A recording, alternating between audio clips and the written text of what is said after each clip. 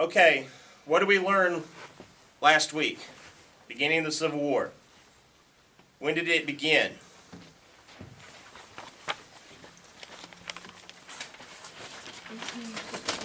(1861), April.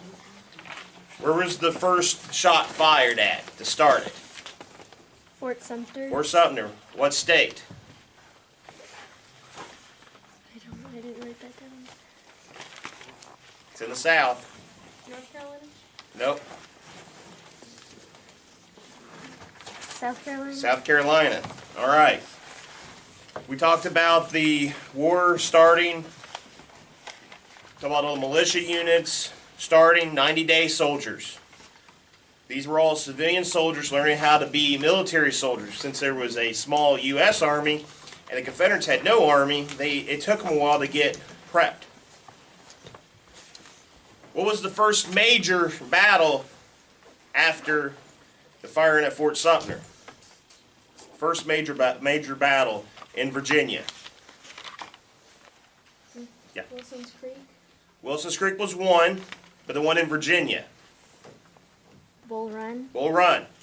Anybody know the other name of it? Manassas. All right. So those were the first two major battles.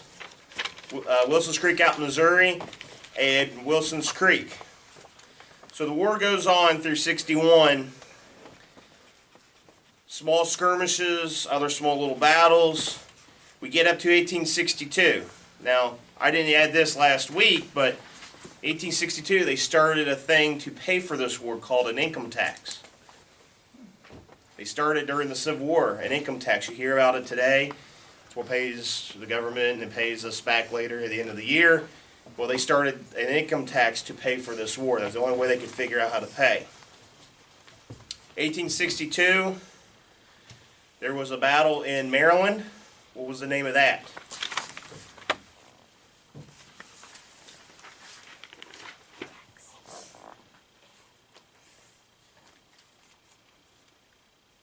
There's two names. Same place, but there's two names. Second Manassas? Nope. That's in Virginia.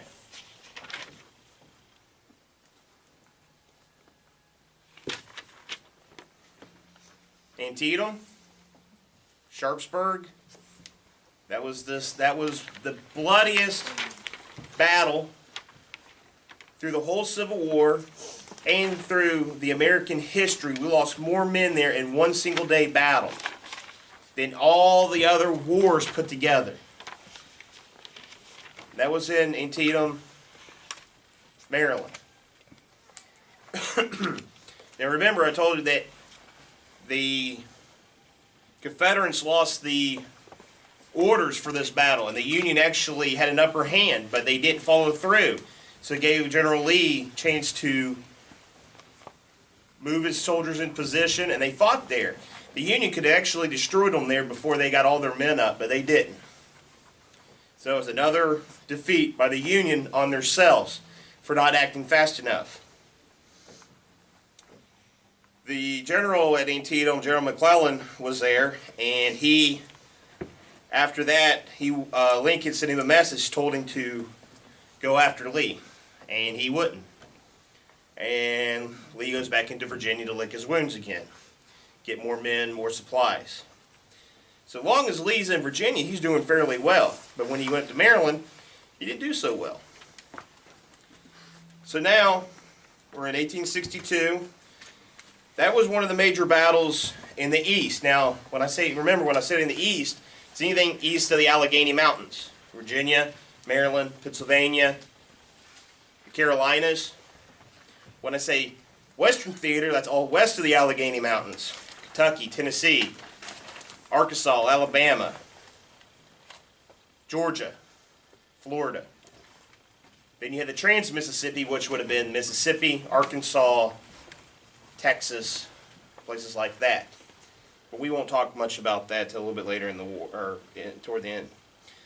So 1862, the Confederates were trying to figure another battle to go in, to fight, to kind of relieve the East. They went to Kentucky, and they actually invaded the state of Kentucky. Did a fairly good job. They took over Bowling Green, parts of the Cumberland Gap, which that was a walkway from Virginia into Kentucky. Then they went up and actually took Frankfort. And they held Frankfort for a while. And Kirby Smith went all the way up with soldiers all the way up to Florence, Kentucky. And the Cincinnati was so scared, they actually called up state militia troops to protect them, and people from the town to protect them from, they thought they were going to invade. Well, have any of you heard in Cincinnati or in northern Kentucky called Fort Thomas, Fort Mitchell? Any of them's got a fort name? Okay, those were military installations that were built for the siege of Cincinnati to protect Cincinnati. Now, there's a famous picture in Harper's Weekly shows a bridge being built. And you look at it and there's only the pillars that are built. And they stopped building this bridge. Anybody been downtown Cincinnati and see a blue bridge that's going across the river from Cincinnati, Kentucky? The Roebling Bridge. And when people drive over it, it winds because people are driving over it. Okay. They were just starting to build that during the Civil War, and they stopped building it because they were afraid the Confederates were going to use it against them. They didn't start building that again until after the Civil War. So now, Confederates are moving up from Tennessee. They come up to a little country town, and it's southeast of Lexington, called Perryville, Kentucky. Now, there's not really a logistics of anything to gain from here, but the Confederates were going north through the state. There was troops in Louisville, and they heard about it, so they kind of all merged in this one battle called Perryville, Kentucky. And some of the hot, heaviest battles of the Western Theater was fought there in 1862. And it was a draw. Both sides had to leave the field. So no one really won. The Union considered it a victory. Confederates considered it a victory, but both had to leave. And the reason they wind up fighting there was because that was the driest year on history, and they needed water, and there was a creek that came through there. And they stopped and met each other, and that's what they fought. First shots were fought over a creek there at Perryville, Kentucky. So this was 1862. So now we had Shiloh in April. You had Antietam or Sharpsburg in September. South Mountain in September. Perryville in October. So that's 4 major battles going on. Well, the last battle of the year, 62, is a place in Virginia called Fredericksburg, Virginia. And this was in Virginia, so General Lee's done fairly well in Virginia, and the Union's trying to go after him, and General Burnside's given the command. After McClellan wouldn't attack after Antietam, General Burnside comes in there. Now, I kind of like General Burnside for one reason. He kind of gives the name to the sideburns that I'm sporting. And he's a local gentleman. He's from Indiana, over in Liberty, Indiana. That's where he was born. Burnside was a good guy if you read a lot of his stories, but he just had bad luck. Women, jobs, military career was okay. But this is his chance to show everybody he could beat Bobby Lee, Robert E. Lee. So at Fredericksburg, the Union artillery's on top of the hill, and they're looking down, and the Confederates are starting to pile up. And they tell them, General, if we send troops now on the other side of the river, we could surprise them, hold them off until we get more troops. And he said, no, we'll wait till the pontoon bridges are ready, and we'll all go across. Well, he waits too long. Lee's got the high ground now at Marye's Heights. Now, the Union soldiers have to go across the river, Rappahannock, on bridges, pontoon bridges, fight street battles, street by street, up to an empty field. So that slows down an army.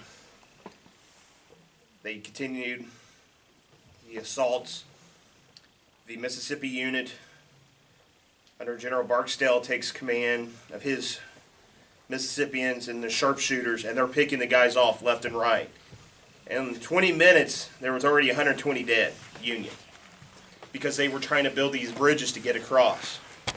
Artillery fires kind of helps their cause. They finally get enough of them bridges to go across, but the first troops that came in, if you ever go to Fredericksburg, it's a small town. These troops had to march 4 deep in a line. You got guys from windows, doors, around the corner. They were ambushing them. They were just slaying the Union. They hit them 4 or 5 times, and every time the Union had to fall back. But the Confederates kept on falling back because they had a defensive position on Marye's Heights. Finally, the Union kind of takes the town. They take it, and they get in a hurry, and they kind of, well, this is our first time in this part of Virginia, and we felt like we did something well, so they started looting, and they got in trouble, and Burnside gets after them, and the provost marshal, and he's the police of the military, and he gets after them, and they reform up.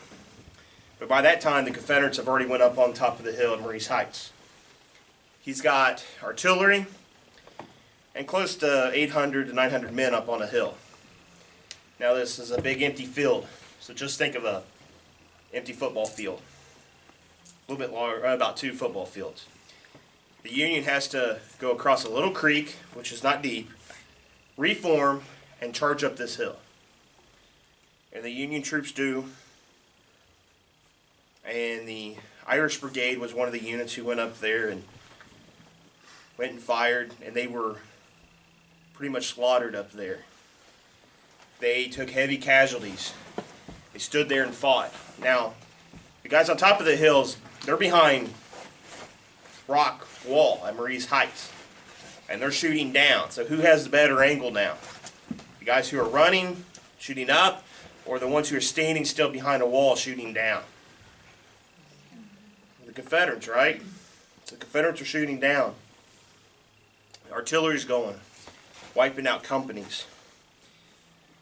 The 20th Maine, which we'll be talking about at Gettysburg, comes in.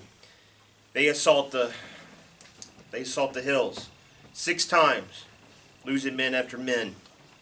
Eventually, night falls, and the 20th Maine could not fall back. They had to sleep out there in the field. It was a cold December day, and lying around them are dead bodies, and they're using them to cover them up, try to keep warm as possible. And the Confederates are pop-shotting, which are popping up, shooting, and hitting the dead that's already dead. And there was one soldier on the Confederate side who went out and was trying to help both sides with water. And he was recognized, and he was a Mason, Freemason, and the Mason Brotherhood, they honor him once a year around the anniversary of the battle. Well, while the 20th Maine is looking up at the sky, they're seeing something that you don't see that far south. And have any of you seen the lights in the sky on TV where they're pink and green and they do all the different colors and stuff? Anybody know the name of that? Aurora Borealis. All right, very good. 20th Maine was there on that date of the battle. That was the farthest south that has ever been seen. And they believe that was all the souls going to heaven after the first day battle. So they're laying there. And Colonel Chamberlain at the time was talking about it in his memoirs, that for being such a sad day, he said that was the prettiest sight he ever seen. So these men are all out there who are not dead. wounded, and the ones who are still survived, they are waiting until morning. When the morning arrives, battle starts again. They fire back and forth for a couple hours. General Burnside has to call off the attack. The 20th Maine finally falls back. The Confederates won the day.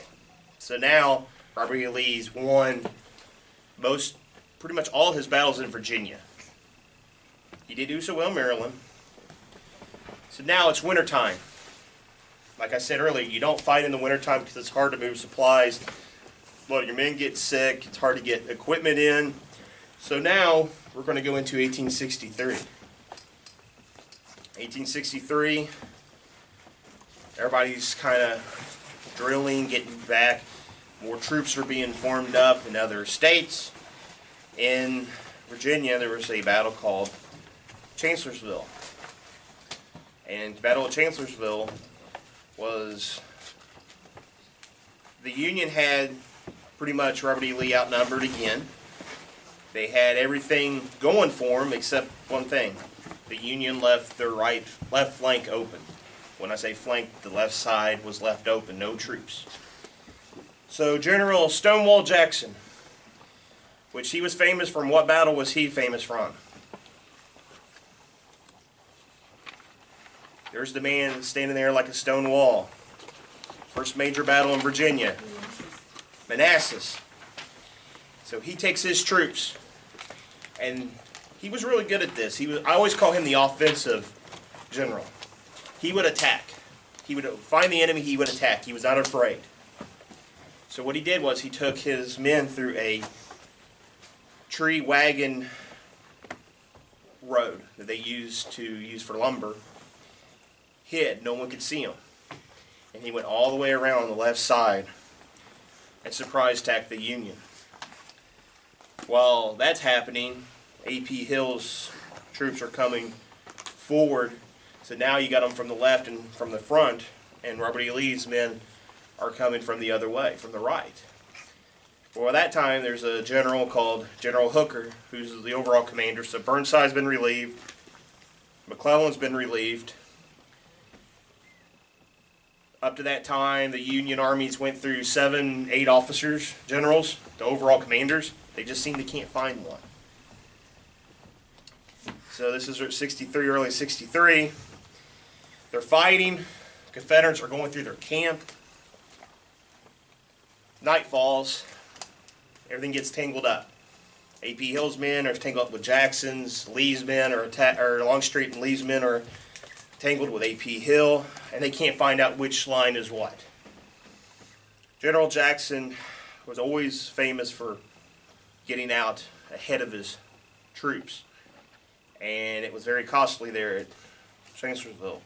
He went out in front of his troops and he got shot by his own men, which they thought they were Union cavalrymen. He was shot with a .69 caliber lead ball in the arm. They had to rush him back, amputate his arm, and a few days later he died of pneumonia.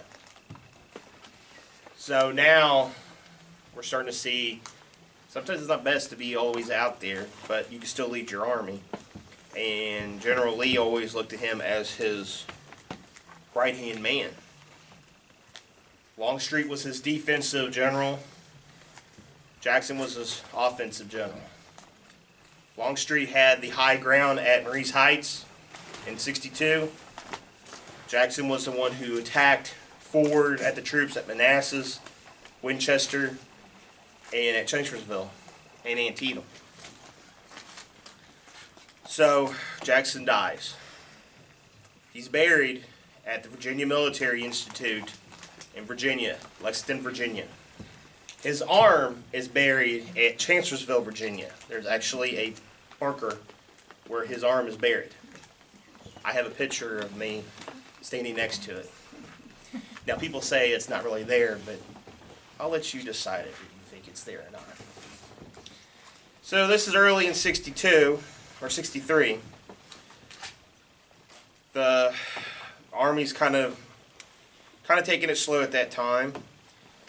Out in the east, there was or out in the Western Theater, there was a battle called Stones River, which is near Nashville, and the Confederates lost that battle, had to fall back, took heavy casualties. The Army and now those armies out in the West were now engaged in 3 major battles from 62 up to the early part of 63, and they had a hard time resupplying men, which will come back to haunt them. So Stones River, or Murfreesboro is the name of the one in Tennessee.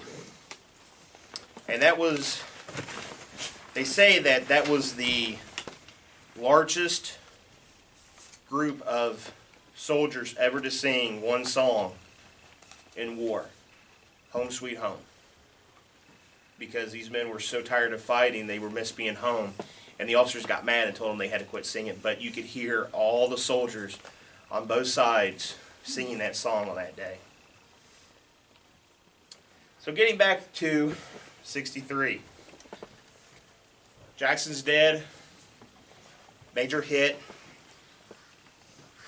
The Confederates are trying to, we got to figure a way to end this war. So they feel, let's go again to the north.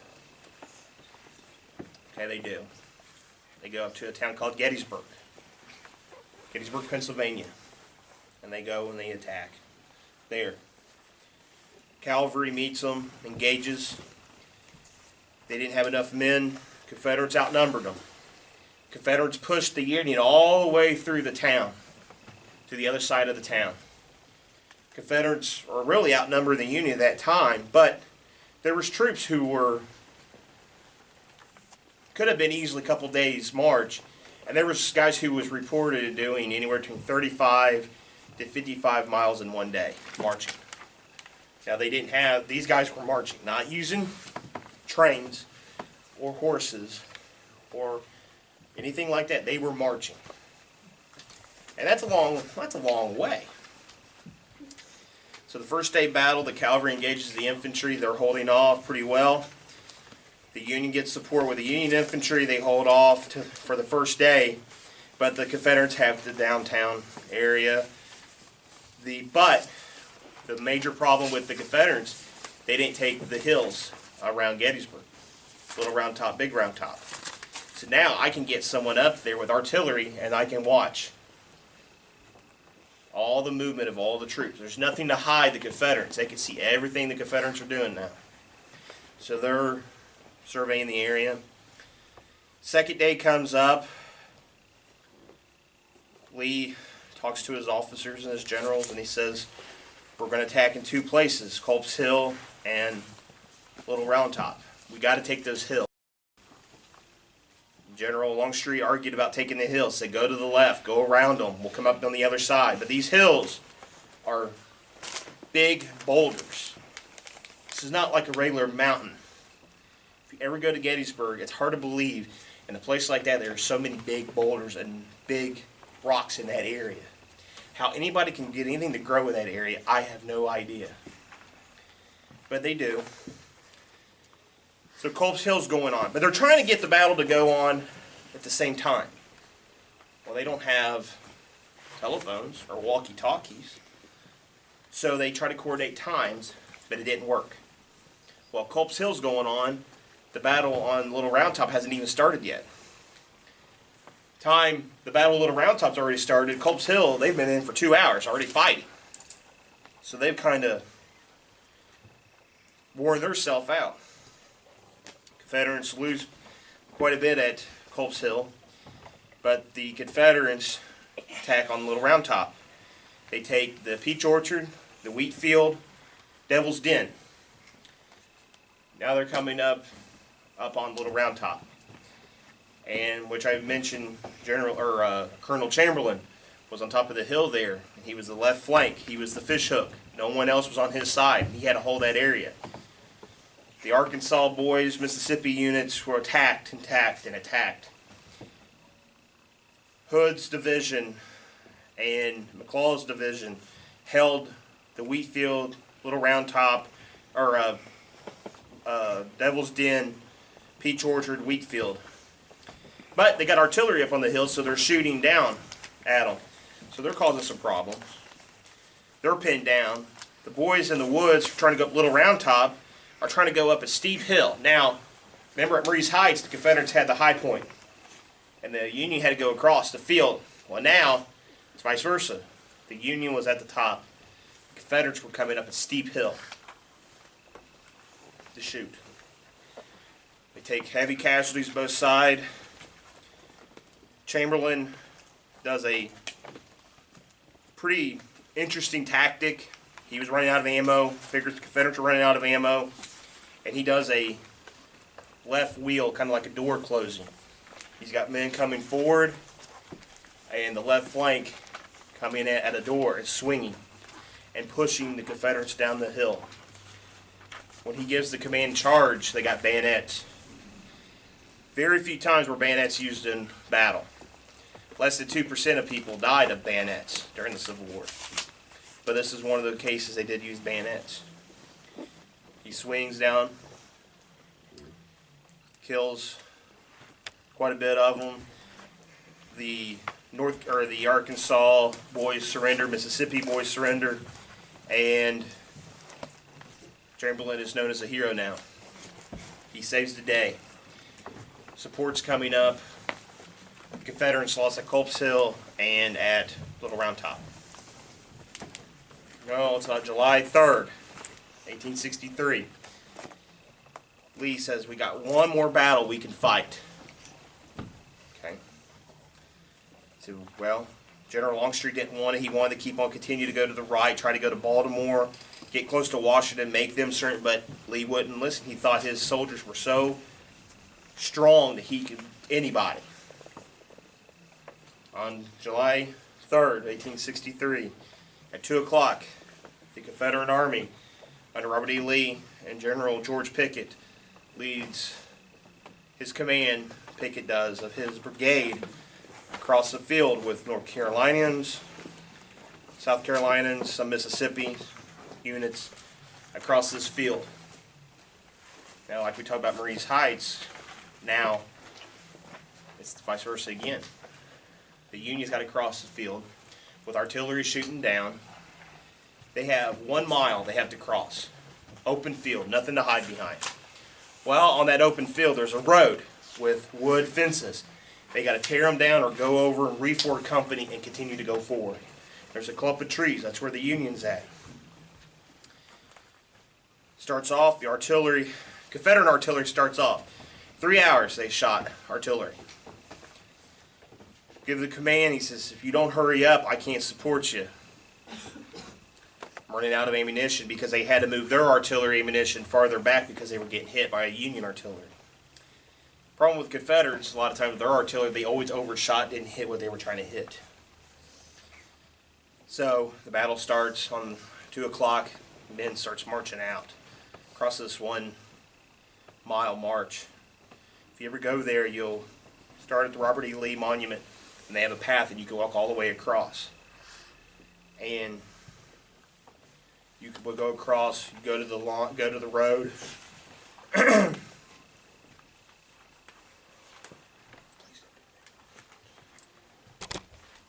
Go across. They stop. They're taking heavy casualties. The men who were veterans, these guys who fought in 61, 62, early 63, realized this is not working. A lot of them went back. But a lot of them felt pride. We're going to continue to go forward. So Pickett's sitting back watching it, and General Armistead is there, and his 2 other corps commanders, Pettigrew and Kemper. Pettigrew's shot off his horse. He couldn't march. He got kicked by a horse, hurt severely. Kemper was shot off his horse. Now Louis Armistead's going across. He makes it over the wall. Union line breaks for just a second. Confederate flags are going over. But as soon as the flag goes over, you see it go down. The Union gets support, and they just laid into the Confederates. That's the high water mark of the Confederacy right there. That is the end, pretty much, of the Confederates through the war. The rest of the war, they suffered heavy. They could never really win another significant battle because of this. So what's left of all the units fall back. On July 4th, they used the mountains, the Blue Ridge Mountains, to go back to Virginia. There was a little small skirmishing all the way back. Robert E. Lee goes back to Virginia, blames himself for what happened. He thought he was untouchable. No one could ever get a hold of him. So that's what happened at Battle of Gettysburg. In the West, there's a battle called Chickamauga, Georgia. And the Western soldiers, the Army of Tennessee, needed troops. So they sent a wire to Jefferson Davis. Jefferson Davis sends a wire to the commander of the Army of Tennessee and says, we are sending you troops from the east. So General Hood, who was wounded at Gettysburg, General Longstreet's men were put on a train from Richmond, Virginia, moved all the way to northern Georgia. Battle of Chickamauga's happened. Chickamauga in Indian term is River of Death. They're fighting through the woods, rough area of Georgia. The Confederates take another heavy casualty loss there. At Snodgrass Hill, the Confederates counterattacked 10 times to try to take this hill. But the Union had a new weapon, a Henry and a Spencer repeating rifles. And they held that for 10 counterattacks the Confederates tried to attack them. Confederates lost again. Now they're moving farther back into Tennessee, Alabama. But on July 4th, after the Gettysburg, there was a battle going out west that I forgot to mention, but it's very important. A Union general named Grant is out there, and he's done Shiloh, won it. Fort Donelson, won. Island number 10, won. Tullahoma did fairly well. But Vicksburg, so what they did at Vicksburg was they surrounded the town, and Vicksburg's right on the Mississippi River. He starved the people out. They couldn't get supplies in, and they won the Battle of Vicksburg.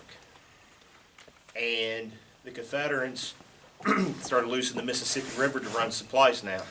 Memphis fell earlier, New Orleans, and now Vicksburg. Someone notices who's winning.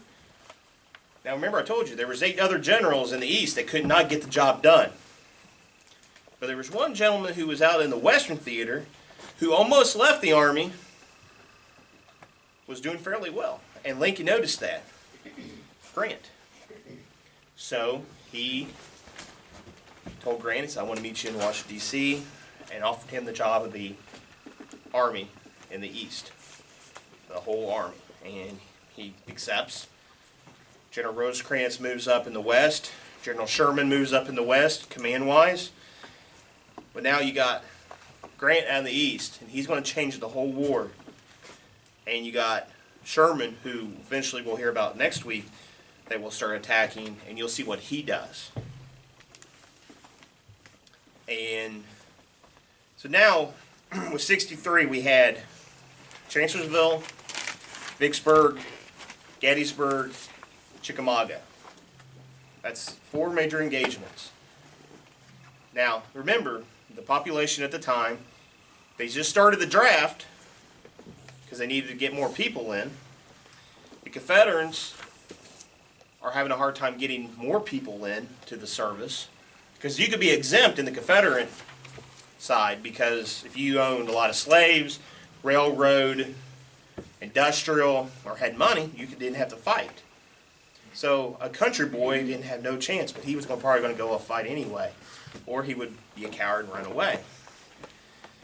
So in 63, the war starts changing. The Confederates are losing ground in the West, and now they've lost in the East. Robert E. Lee has his first big major loss at Gettysburg again after Antietam.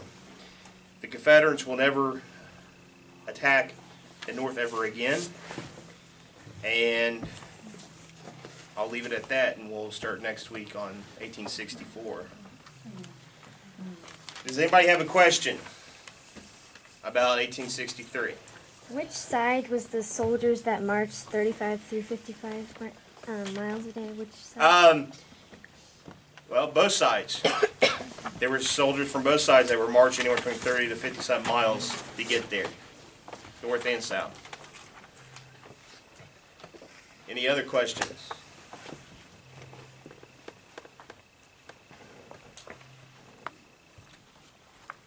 You know what year the income tax, what year the government started? They actually started that in they started in 62, but it didn't really come until like late 62, early 63 when they started paying. When it started actually coming forward, being taxed, the income tax part of it. It did pass, and this might be once in a lifetime that all politicians agreed on this, which we don't hear that much today. Yeah. But they gotta pay. Yeah. But one thing I forgot to mention real fast is, remember the British gave gave the Confederates equipment, and they're kind of on their side because they need the cotton. Well, but because the Confederates still had slavery, the British would never support them. But they were also kind of watching, like they did in previous wars, where, well, maybe who's a little bit stronger will join their side and help them out, and they will gain something from it.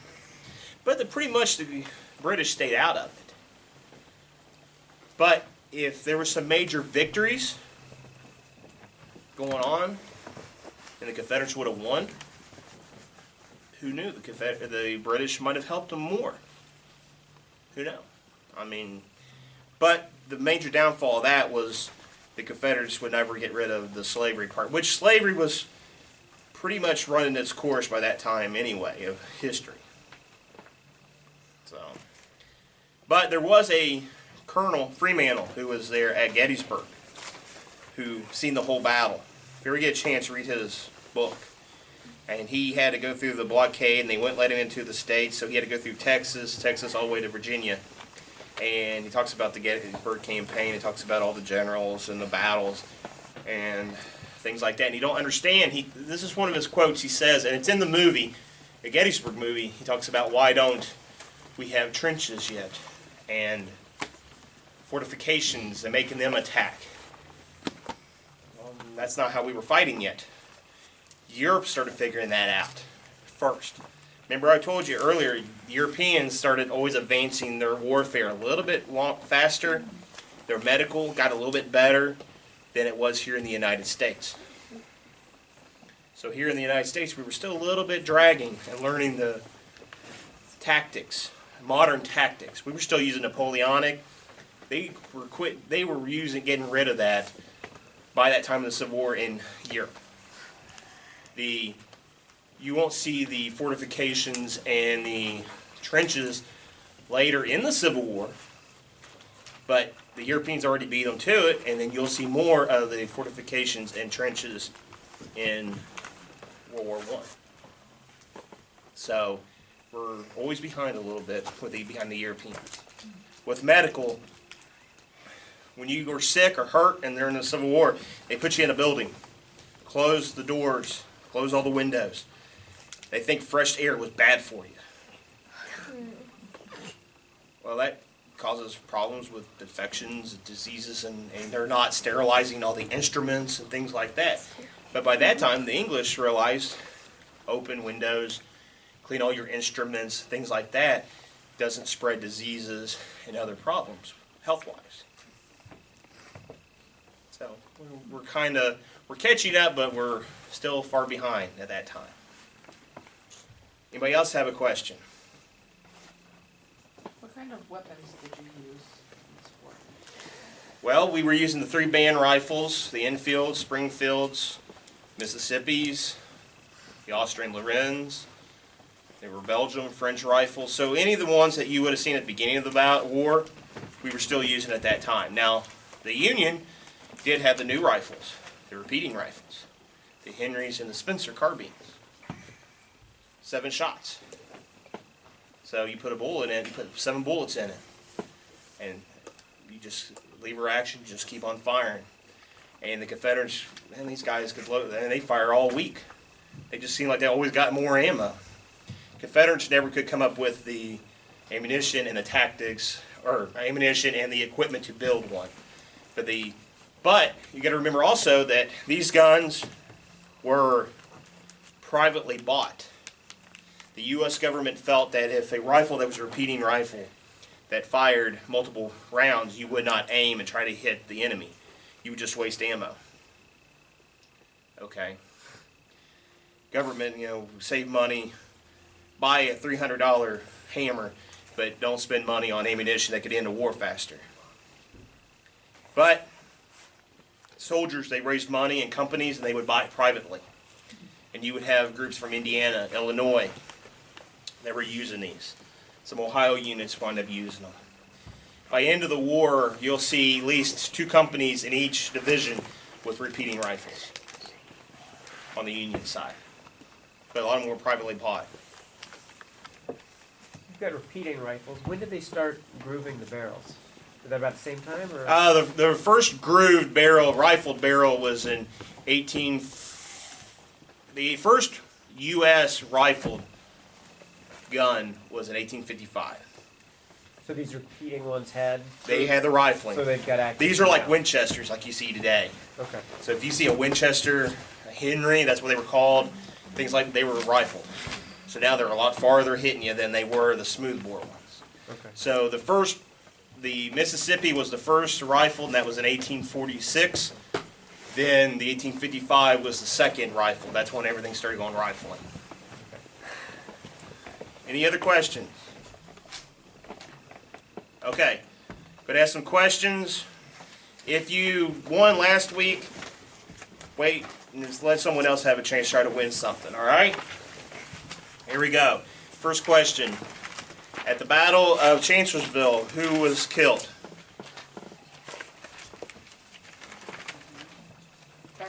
Jackson.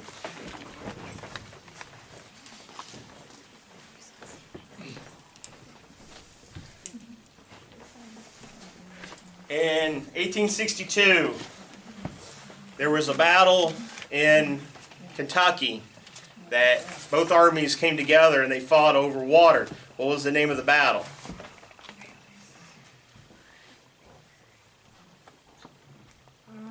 Is it Shallow? Nope. No, this was in Kentucky. Shiloh's in Tennessee. Oh, I got it. It's in there. Is it Harville? Perryville. Perryville. Hand that back. Thank you. All right. When was the income tax first formed? What year? 1862. 1862.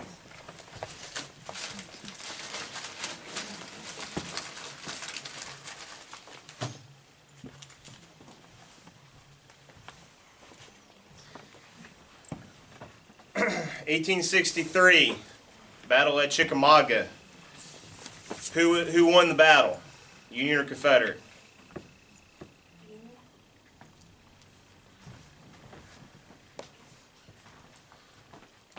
At Gettysburg.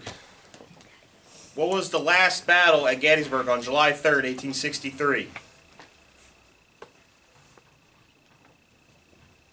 What was the name? Named after a Confederate general, and I said it.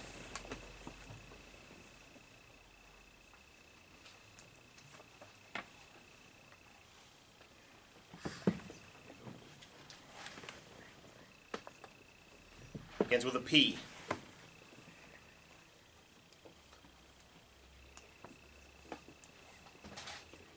Pickett? Pickett's charge? I said it? Okay, no one got that one. In the Battle of Chancellorsville, who was the Union commander?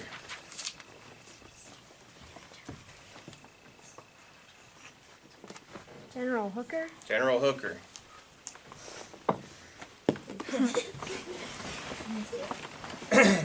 And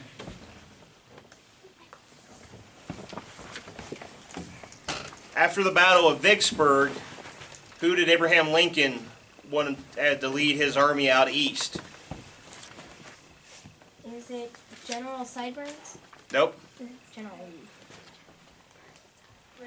Grant.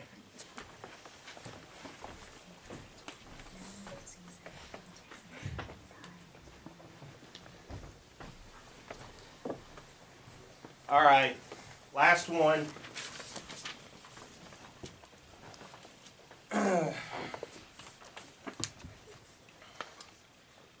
In 1862, there was one battle that was the bloodiest battle, and to all of the other wars we've been in, we lost more men in that one single day. Antietam.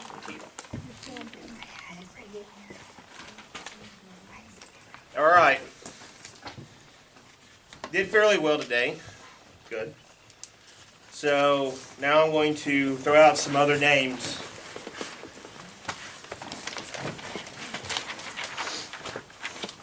Let's see. You. I want you to Robert Gould Shaw.